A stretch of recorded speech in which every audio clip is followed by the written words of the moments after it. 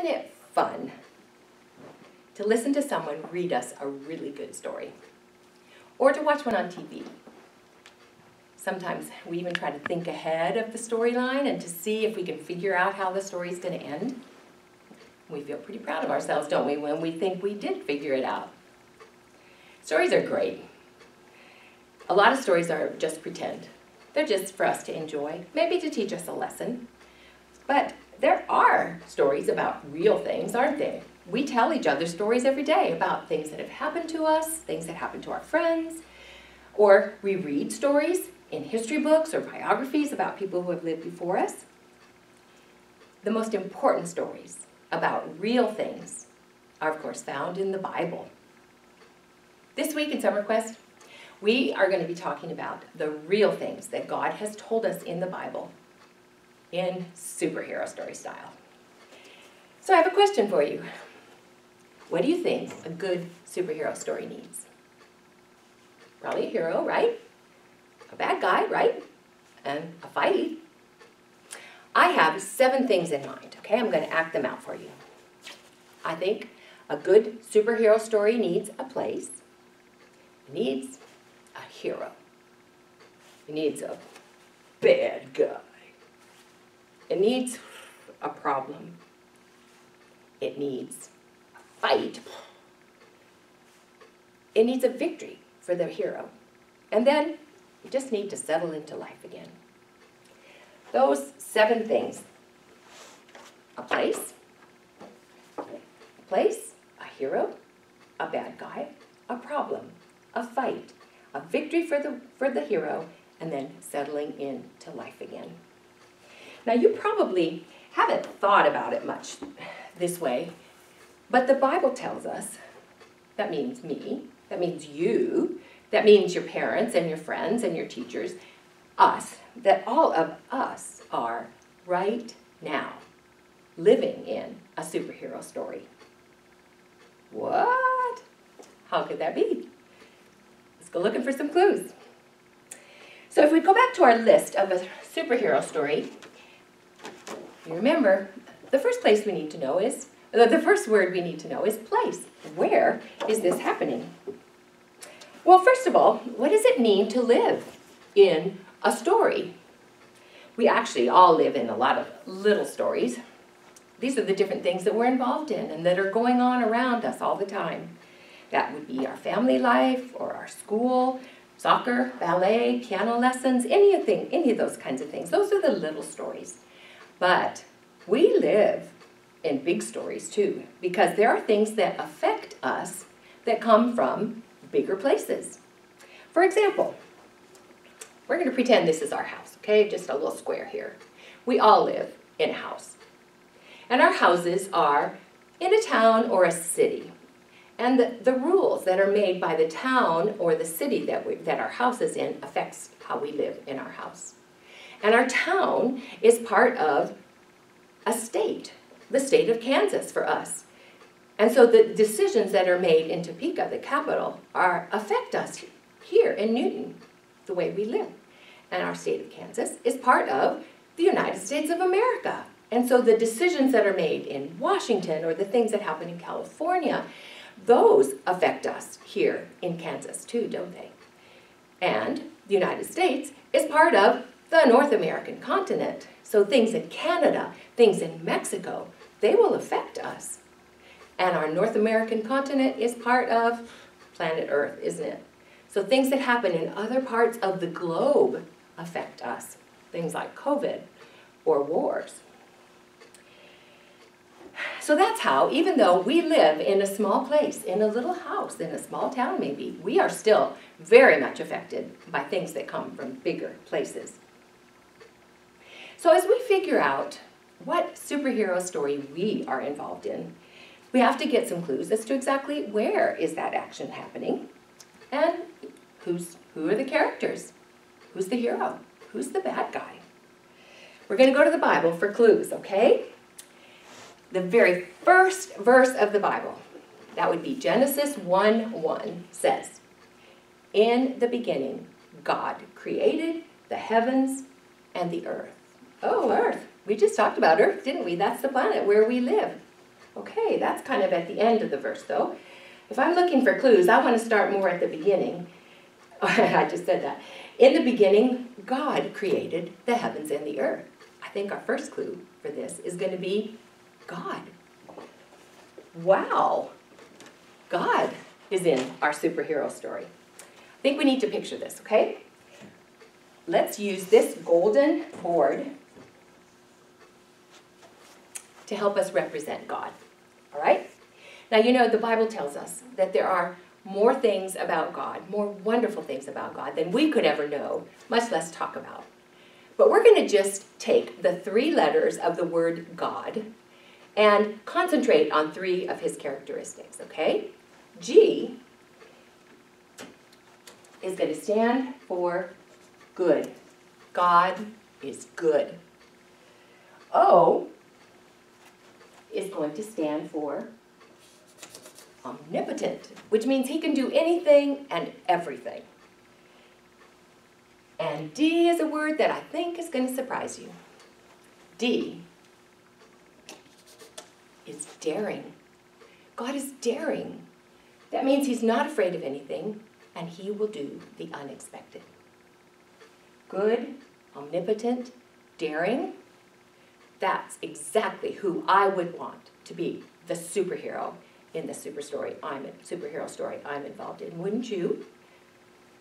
But in Genesis, it tells us one other thing about God. What would that be? Can you see? Yep, the word created. He is the creator, isn't he? Let's put that word up.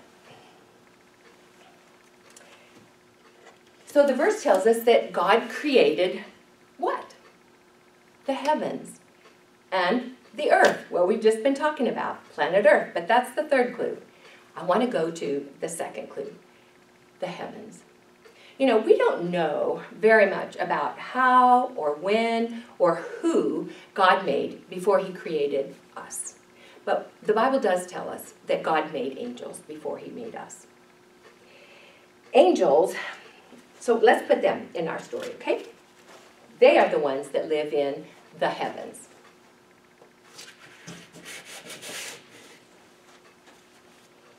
God created angels to live with him and to work with him. There are millions of them. He gave them power and he gave them authority. To some he gave lots, and to some he gave just a little bit. God loves his angels, and they enjoy connection with him. We know that a few of the names of the angels. We know Michael, we know Gabriel, we know Lucifer. That name means light. And we know from the Bible that Lucifer was the head angel. He was the most beautiful one. He had the most power. Only God was more powerful than him. But Lucifer's power was way, way less than God's is. Now the Bible tells us that for a while, everything went well in the heavens. But at some point, Lucifer turned his heart away from God. He didn't like just being a powerful follower. He wanted to be more. He wanted to be God, to be worshipped. Do you know the word traitor? A traitor is someone who turns against the side that he belongs to. Usually because he feels angry. He wants to get even, get revenge. He wants to show that he can win against the person or group that he hates. And he wants to cause as much trouble and hurt as possible to his enemy. You know, in superhero stories, the bad guy is often a traitor. And that's what Lucifer became, a traitor. He rebelled against God and his kingdom. I think I'm beginning to see who the bad guy is in the superhero story we are involved in. It's Lucifer. He rebelled, and he gathered a third of his fellow angels to also rebel and to fight against God with him. Okay, so let's add that to our picture, okay? Of course, he could no longer be God's head angel. God had to take that away from him. Lucifer wanted to create his own kingdom. with himself as the head. And his passion was then, and is still now, to be worshipped. You know what that means? It means that in this story, which is our superhero story that we're in, there is rebellion going on. There's war happening in that story. Is our picture complete from our clues? Not quite, is it? We still need to put in the third clue, which is Earth. Where does Earth go?